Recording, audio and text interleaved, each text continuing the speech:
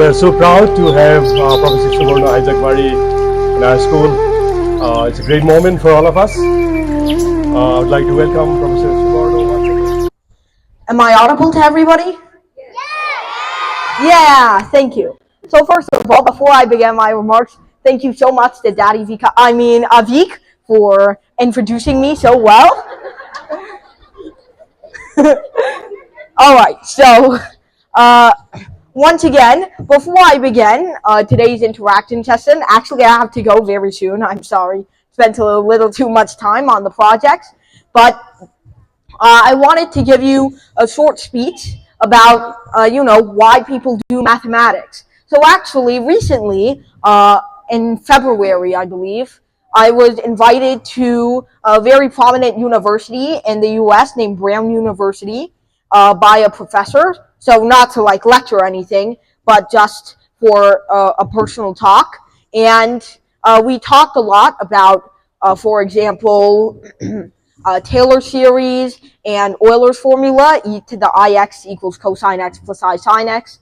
But instead of delving deep into that math, I like to focus on a book that he gave me at the very end of that session. So he handed me a book named Letters to a Young Mathematician. I don't remember what the author was actually, I should, but it's an absolutely wonderful book. I'm still reading it though, so I'm not finished with it. So essentially in the book, the author is talking personally to a young mathematician named Meg, who is still struggling through 10th or 11th grade, but he sees that she still has some real potential for math and science, and he wants to harness that ambition. And he wants to tell her why people do math and science, what inspires them, why math and science is useful, etc. In the preface to that book, actually, he mentions the very first line, H. Hardy. You may know him for the first person to recognize Srinivasa Ramanujan's talent in mathematics. Dr. Hardy's book is actually titled A Mathematician's Apology. Now, this was written in the very last years of his life. I think it was around 1939 or 1940. So actually, he had just suffered a heart attack, so in 1939, and he barely survived. So he thought, I need to finally get down my words on paper one last time.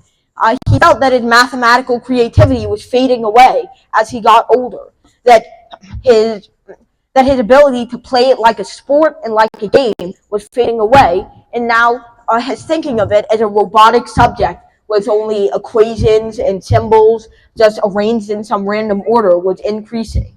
To him, mathematics was becoming as illegible as it is to, say, your average 8th grade algebra student.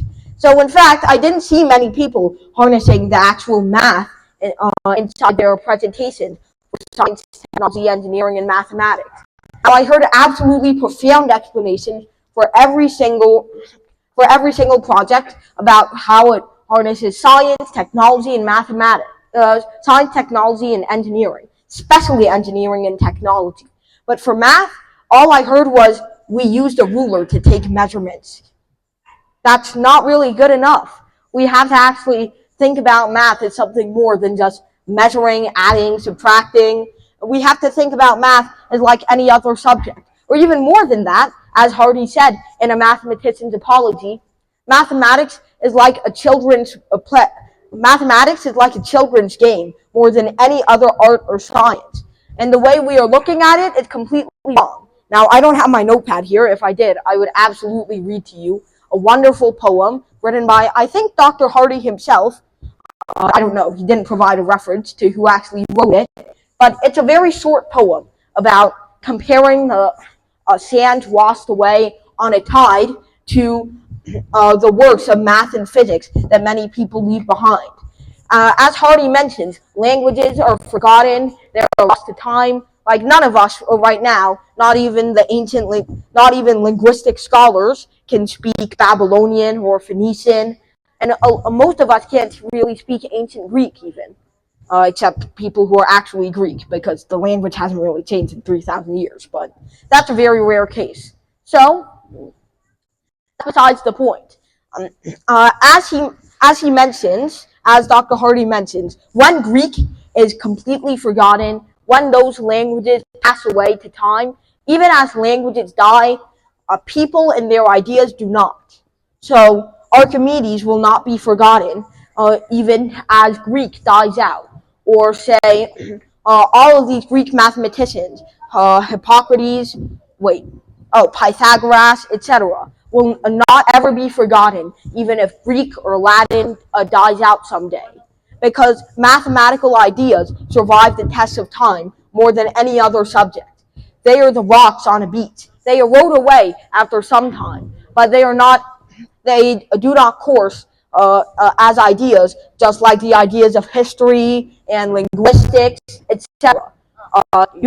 What many people would call the soft sciences. They are like the sands on a beach. So I guess the name soft sciences is slightly appropriate.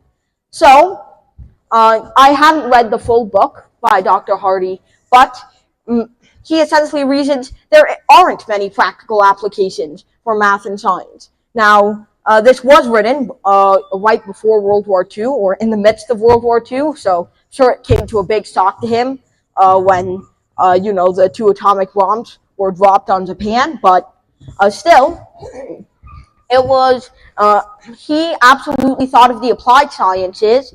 The applied maths are very small. They're a very small fraction of real mathematics, and what they actually are to him was extremely dull. He did math for the fun of it. Now, if you were looking to be an engineer or scientist or physiologist or chemist, but you still want to learn math as a stepping stone in your way, that's fine, of course. Math, at least a very small fraction of it, is still vital in many fields.